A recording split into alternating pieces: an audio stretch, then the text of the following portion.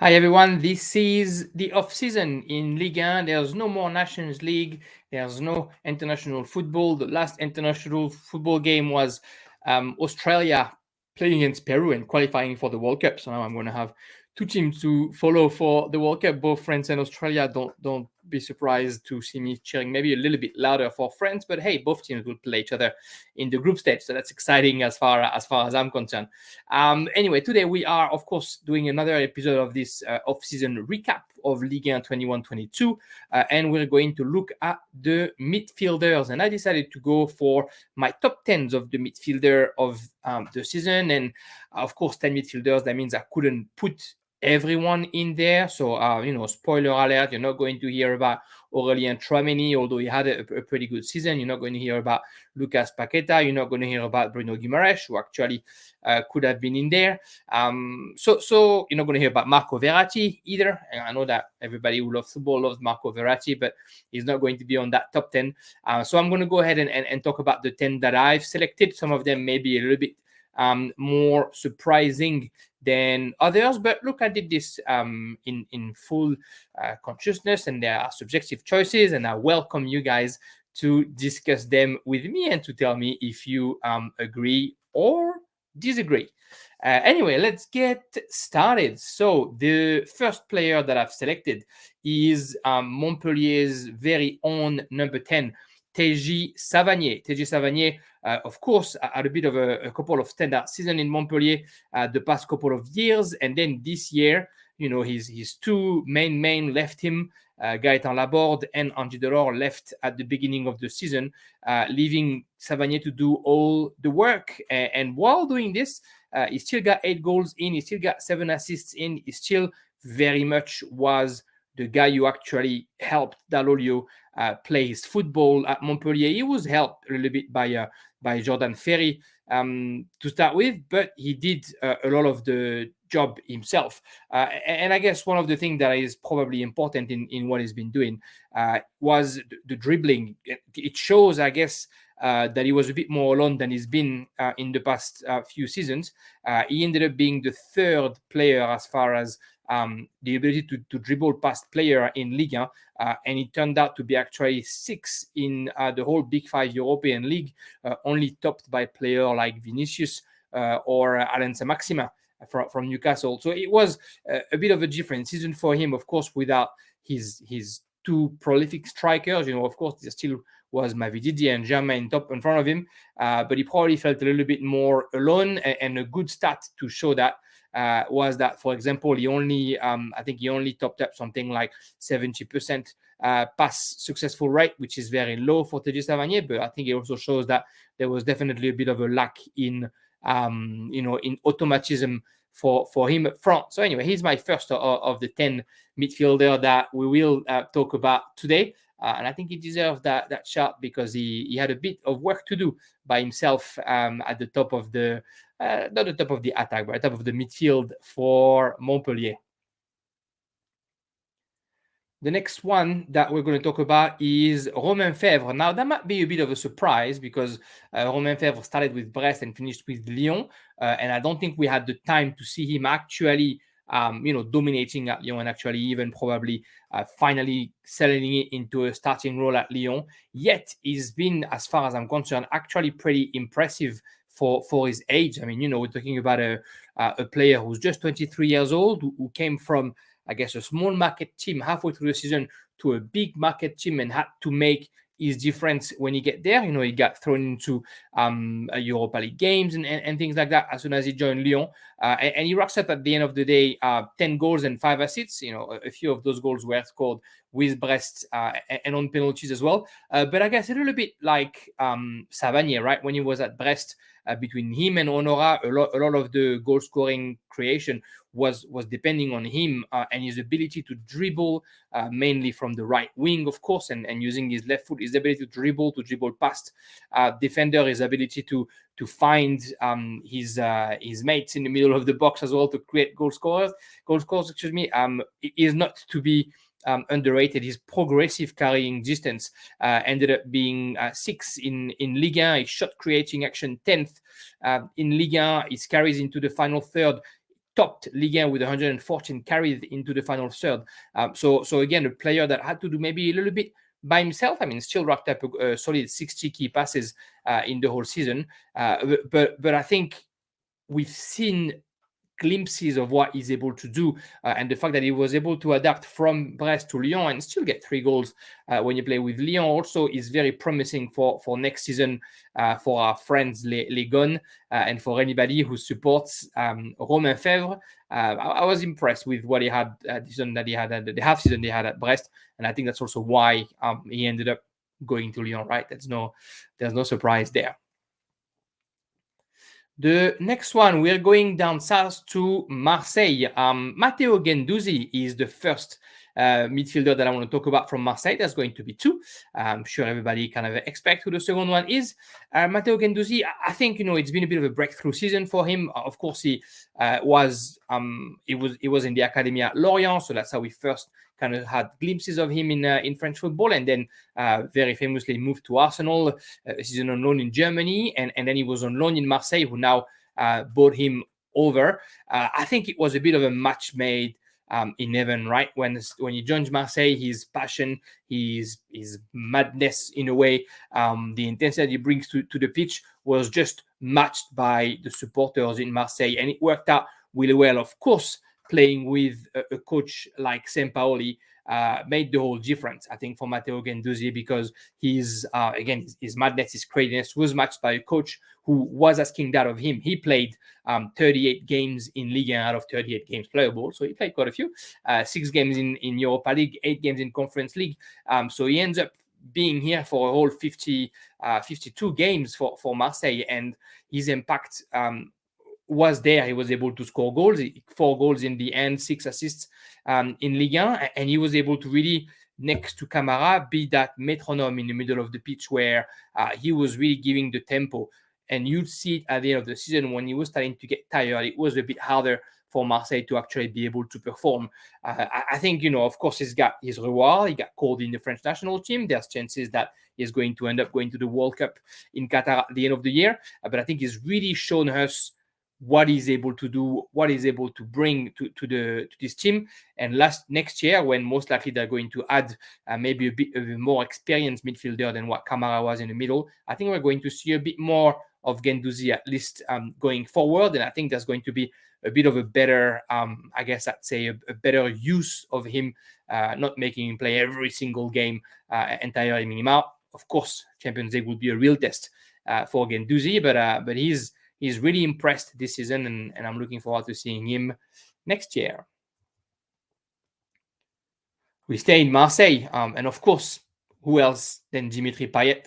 I mean, there's no going away from him, to be honest. I wasn't sure if I was going to put him in a midfield recap or in a forward recap, because he played false 9 quite a bit with Marseille this season. 12 goals, 10 assists in Ligue 1, a goal in Europa League, 3 goals, 3 assists in Conference League. Of course, that jewel of a goal in the quarterfinal of the Conference League. Look, he's been the one to make it all, to do it all for Marseille. The difference between him being here and not here was day and night. He's the most creative player in the squad that finished second in the league. He's probably one of the reasons why the team was able to finish second in the competition. He's just brought back all the genius that we know he has. I think, actually making him play false 9 is probably the only place where he will be at that potential. He's 35 years old. He's not 20 anymore. He doesn't defend the way he used to. And if you want to use it in a 4-3-3, like maybe André Villas-Boas did a bit last year, you might be hindered by his lack of defensive efforts, I guess, whether in a false 9 you get to see him tracking back once or twice, and we've seen him. He's bringing the intensity here and there, running quickly and tackling and trying to lift the spirits of his team. Of course, he was the captain after Mandanda. So we've seen a bit of defensive. Of course, he can't defend for the whole 90 minutes. He can attack whenever he has the ball. He doesn't even need to run that much to be able to make the difference. And I think that's what we've seen a lot of. He's staying for another season. The contract that he has runs out, I think, in 2023, if I'm not mistaken. Or sorry, actually, he pushed it again because he reduced his salary. Anyway, but we've seen what he's capable of doing. I think we're going to see just a little bit more of that. He was used, I guess, the right way. He was, sort of saved for some games because, the form, the age, etc. I think it'll be a bit more of the same. Hopefully for Sampaoli, he'll find another offensive midfielder that can really help him. So the whole creative side of Marseille doesn't only rely on Dimitri Payet. We've also seen him not that good in Champions League in the past, and now he's going to be back in Champions League, so he probably has a bit of a chip on his shoulder, and he probably wants to prove himself in the best competition this season. It'll be good to see, but I think, there was no way that we were going to do a top 10 of the midfielders in Ligue 1 without mentioning Dimitri Payet. He's probably had one of his best season without running as much as he's used to run. So it shows that, like a good wine, he gets better with age. Let's see how far he can bring us, Dimitri Payet. For the next one, we're going all the way north, and we're going to Lens. We're going to talk about Seko Fofana. Seko Fofana, I was wondering if he was going to be in that top 10 or not. When we did in Castelelini with Baptiste from Le Classique, when we talked about our favorite team halfway through the season, he was almost the first choice. He had just been voted best player in France by Get French Football News, best player or number 2, I can't remember. So we mentioned him because he's been so instrumental in the success at Lens. Of course, the story is great. He was at Udinese. He was wanted by clubs like Milan AC and Lazio, and he decided to come back to France because he liked the project that Lens were putting through together, and so he went there and he helped them. This season he starts well. The second part of the season might be a little bit less, less glittery than the first one was, but still, 8 goals and assists, and just a lot of work done in the midfield. I mean, of course, the captain of this Lens team, the spirit of that team. We've seen him with that late equalizer in the French Cup. We've seen him with another late equalizer somewhere in the second half of the season. I can't remember which game it was now, but really able to be there on the pitch everywhere, almost pushed a little bit to the left side when Doucouré started to really come into his senses for Lens in the middle of the pitch, but really useful everywhere. This ability to always keep the ball, always be a worry for the other opponents who had to bring 2 or 3 players to try and stop him, really played in favor of Lens. The year of his breakthrough was last year. His breakthrough in Ligue 1 at least was last year. Now people were expecting him a little bit more, so they were defending a little bit more on him, which allowed the other Lens player to be able to express themselves.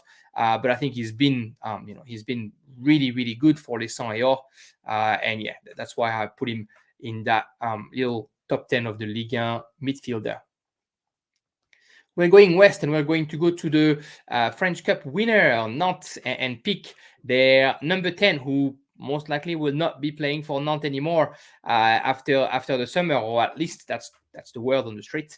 Ludovic Blas, 24 years old, the number 10/winger for Nantes, who comes out a solid season, 10 goals, 5 assists, played 35 games, got into another role, I guess, with his team, with Imran Louza leaving, with Modest Simon not being very consistent at first and then coming into its senses. Ludovic Blas really had the team on his shoulder for a long time, found some very good connection with Chirivella, in the middle of the park. And we've seen a little bit more of what Ludovic Blas can do, which is finishing, which is bringing the ball into the final third, and really helping his team carrying forward while not forgetting to defend and to defend well as well. 85 shots total, which is 7th in Ligue 1, which is quite impressive when we talk about Nantes, who was technically not the most attacking team, at least not when they were playing against so-called better team. But he's really impressed. Again, the kind of player who loves to dribble. He was able to dribble 100 players. This is 102 to be exact. So a player who likes to carry the ball. It's going to be interesting to see if he does go to the Premier League. He's going to have to, of course, muscle up and to be able to do the same thing against players that are maybe a little bit more physical than what Ligue 1 can be. But in Ligue 1, the tactic and the positioning of the defender is always the hard thing to get by. And I think Ludovic Blas did really well against Ligue 1 defenses this season, and of course was able to bring his team all the way to the French Cup final, where he was wearing the armband. So it's good to see that he matured, that he's taking more and more place with Nantes, 2 seasons in a row with 10 goals, which is also massive for him. It'll be interesting to see, like I said, where he goes next year. Let's not forget that he also scored 5 goals in the French Cup to help bringing Nantes to that final title. If he stays in Nantes, he'll play the Europa League next year, so it's not all lost if he wants to stay there. But yeah, impressive Ludovic Blas this season for a midfielder who's only turned 24 on December 21st. Next one up, we go east, and of course we have to mention Strasbourg. They had that crazy run, and they had a very solid season. And of course, the one midfielder that I want to mention is Strasbourg. I say, of course, there could have been 2 or 3, but he's the number 10, Adrien Thomasson. I guess maybe I'm a bit too focused on number 10 for those midfielders, but look, I guess it's flashy and it's good to see. There was a couple of more defensive players like Seko Fofana or Matteo Guendouzi. Anyway, Adrien Thomasson, 8 goals, 4 assists in 31 games. When he wasn't here, Strasbourg definitely didn't feel the same. And I call him an offensive midfielder, but I think probably what he has been the most impressive in was maybe his defensive work with Strasbourg, as far as the ability to apply pressure, the intensity, the la grinta, like we say, the fact that he was always a bit of the barking midfielder who was pushing his team to press higher. I think, if I'm not mistaken, it was something like 2.5 blocks per 90 minutes, which puts him in the 97th percentile of Ligue 1. He's very good ball to feet. We knew this. We'd seen a little bit of his temper and a bit of his intensity and a bit of his will to always help his team defending well as well. This season, we've seen much more of that. We're talking about a player who's 28 years old, so probably approaching his peak as well. And he's got a bit more help this season. Of course, Ludovic Blas has been here for a bit, but now he was also helped by Kevin Gamero, Jean-Regner Bellegarde, Habib Diallo. There was a few players to help him offensively, but we've really seen him getting better and better. Like I said, maybe what impressed me the most was how important it was, I missed the word now. Anyway, how crucial he was in his presses, and how you could see that what Julien Stéphan wanted from Strasbourg had to kind of go through Thomasson, both offensively and defensively. He ended up being second in the amount of pressures that he was able to do in Ligue 1, third in the Big 5 European leagues. So really the work that he's done there to try and help his team recovering the ball as early as possible cannot be understated. He's 28. He is getting better. Unfortunately for him, Strasbourg missed the European qualification for this season, but I'm sure he's going to be there to help Julien Stéphan bringing that team again as high as possible. We're talking about Julien Stéphan. We're going to go and see one of his former players and another one who played for the club he used to coach. So his former player first. We're going to Rennes, of course, and we're going to talk about Benjamin Bourgeaud. I mean, it's about the opposite of Seko Fofana, right? Fofana had a great first half of the season and not so much the second half. Benjamin Bourgeaud started slowly and ended in a boom. 11 goals, 12 assists in 38 goals in Conference League, played 7 games, only had 1 goal. But just impressive from the moment Rennes found their groove, found their team, the midfield pairing between Bourgeaud, Flaviente, Santa Maria, Jonas Martin when he was playing, and then the ability of Bourgeaud to connect with both Martin Terrier, Gaëtan Laborde was just beautiful to see. When I can't remember his name now, when the other striker was coming in, you wouldn't really see any difference. And Bourgeaud, again, another player who sure offensively did a lot of damage, but also defensively really happy to press, really happy to put his body on the line for interception, to clear the ball, and a player that is that complete, that he's now kind of demanded by the best teams in Europe. And he said that he was really thinking hard about what he was going to do, because he probably knows how good he's been this season, and he probably knows that opportunities like top teams in Liga or in the Premier League or in Bundesliga might not present themselves again after that. So he might want to take the ticket while it's there.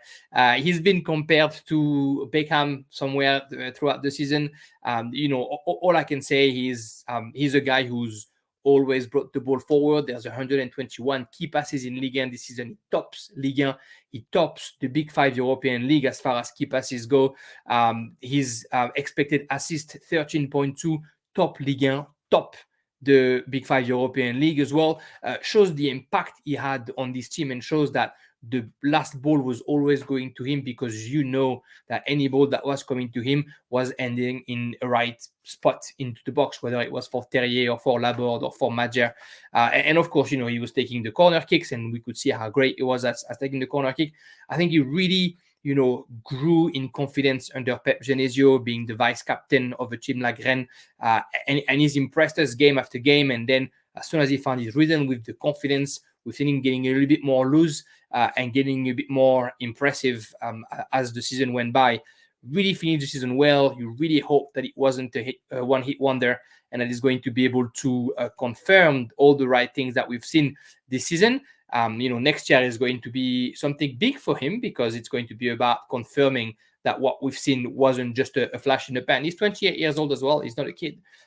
So he probably has 2-3 years to really show how great he can be. You don't want to miss the next step, Benjamin. We're going to talk about his teammate, of course, Lovro Majer. Just arrived in Ligue 1, played 29 games. Kind of feel like he played less because he arrived in Ligue 1 injured, of course, and really just splashed Ligue 1 and the football, the friends of football, with his talent, with his skill, with his touches, with his left foot. 6 goals, 8 assists. Just whenever he was going to get the ball, you knew something was going to happen. You knew 2 defenders had to be there to stop him. He's able to carry the ball. He's able to pass the ball. He's able to play in small space, large space. He's just been excellent this season. And we've seen some games where maybe you think, he's not bringing much to the table, and he seems a bit tired. And then 1-2 balls, 2-3 controls, and then bam, he makes the difference. Comes from Dinamo Zagreb. The jump from the Croatian league to Ligue 1 can't be easy, and you're joining Rennes, a team who has a certain there's a certain status, there's a certain expectation to get when you join Rennes, and when you're going to push a player like either Té or Santa Maria or Jeremy Doku on the bench. We haven't seen Doku at all. I know there was a few injuries, but then when players like Bourgeaud, Majer started to play so well, then Genesio changes the way he wanted to play to make sure those players could express themselves. And I think that's what we see with Lovro Majer. He's young. He's a Croatian midfielder, I guess, in the pure form of what you expect from Croatian midfielders, right? It's silky, it's technical, it's still physical, the ability to pass and to score. He's really been, as far as I'm concerned, maybe not the best young player, but probably the revelation of the year, the one player that we didn't know about, that we didn't see come in and really exploded for us in Ligue 1. I'm really excited to see what he's going to give us this season. Of course, there's going to be more European football for him. You kind of hope that he's going to be great. You also kind of hope that he's not going to be stolen by another team in the meantime. But look, if it happens, all the power to him. He's really been excellent, Lovro Majer. And the last one, you know what? I didn't know if I was going to talk about him or not, because of course he's probably not at the level that we might have wanted to see him. But you can't talk about the top 10 midfielders in Ligue 1 without mentioning Lionel Messi. Of course, the 7 Ballon d'Or and everything else. You have to talk about him, not for the hype, but just actually for the games. 26 match played, 6 goals, 14 assists. If it was any other player who had reached 14 assists, he would have been in that ranking. So of course we're going to talk about Lionel Messi. It's hard, right? You've played for one team all your life. You change, you get to Paris. I'm not going to say it again. We know how bad this club is run. We know how hard it is to find an identity. And there's a lot going on right now at the club. I think it deserves its own episode soon. Lionel Messi has arrived in a team that was struggling, that didn't know who their star was. Was it Mbappe? Was it Neymar? Of course, Mbappe came in and said, play with me. Messi probably knew Neymar, so he tried to first combine with his Brazilian friend only, and then very quickly realized that for his assists to become assists, they need to go to Mbappe, of course. But I think what we've seen is somebody who's slowly getting into the rhythm, who's slowly understanding what is asked of him in a team like Paris Saint-Germain, in a league like Ligue 1, which is of course different from La Liga. Sure, we could have seen more efforts. At times, it looked like he was walking not for 5 minutes, but for 90. And it's hard to see when then he played with Argentina and he's running like a young rabbit, trying to press the ball everywhere. But, it was his first season. I'm sure he's probably even more mad than all the Parisian fans are that Paris wasn't able to get past Real Madrid and to really challenge for the Champions League trophy. I'm sure he wasn't very happy about the way Paris Saint-Germain was playing most of the time this season. So I'm sure he's looking forward to a restart and to try and rebuild what Paris can be. And also, I'm sure he's pretty excited about the fact that he's going to play again with Mbappe and he's going to be able to help Mbappe succeed and becoming the players that he wants to be, because I think that's what Messi is going to do. Talking about the future is easy. He needs to be in form. He needs to be in shape because it's his last World Cup in November, December. Does that mean that he's going to play a little bit less hard in October to avoid injury? Sure, probably. Does that mean that after the World Cup, he might be a little bit tired? Sure, probably. But it's also his last season in Europe because he's potentially going to Inter Miami next year. I think it's already acted. What we saw, though, this year is a player with massive talent that probably didn't feel comfortable as early as any fan would have liked to see, that probably could have scored more goals. I mean, the guy hit the woodwork 10 times, 10 posts and crossbar. He got unlucky. He would have had 16 goals. Everybody would have said, well, 16 goals and 14 assists in 26 games. I guess he's done what he had to do. So he's also, got a bit of bad luck. He's definitely tried to bring the ball forward. It's 24 goal scoring actions for him. So he's really helped Paris Saint-Germain where they are. A few of those stats maybe happen in the last 10 games, which I said it myself, sometimes don't count. But yeah, Lionel Messi was being Lionel Messi. Lionel Messi, when he had the ball, required 2 or 3 players to be able to stop him. He still had the same football vision that we expect him to be. If anything, he was probably a bit underused in the PSG rotation, in the sense that the players weren't always trying to find him in the best position for the attack to get faster, and it's probably going to be a bit of a demise. I think if he decides to turn up, he's going to be bringing a lot of troubles to Ligue 1. Of course, the objective for Paris Saint-Germain is the Champions League. So I hope for them that he doesn't burn everything he has on the World Cup and that he keeps a little bit under the foot to win the last championship. I'm sure it's somewhere in his mind that he wants to get one last Champions League, that he wants to tell everybody that he left Barcelona to Paris Saint-Germain and he's going to be able to win the best trophy in Europe with his new team to try and silence everybody. But as far as it goes this season, I think even though Paris Saint-Germain was not as good as they could be, we've still seen a Lionel Messi that has been quite impressive, that has been quite unchallenged and pretty hard to stop, even at times where Paris Saint-Germain wasn't playing well. He just needed a couple of touches to really light up the game. And I think it's also a little bit important to recognize that a player can bring this to the table. Not a lot of players can do that, that's for sure. That's it. That's the top 10 of the midfielders in Ligue 1. I hope you enjoyed it. Like I said, please hit me up and talk to me and tell me what you think. Maybe I missed someone. I mean, I appreciate that somebody mentioned that last week when I talked about the defender. I didn't talk about Gradit because it was a great shout.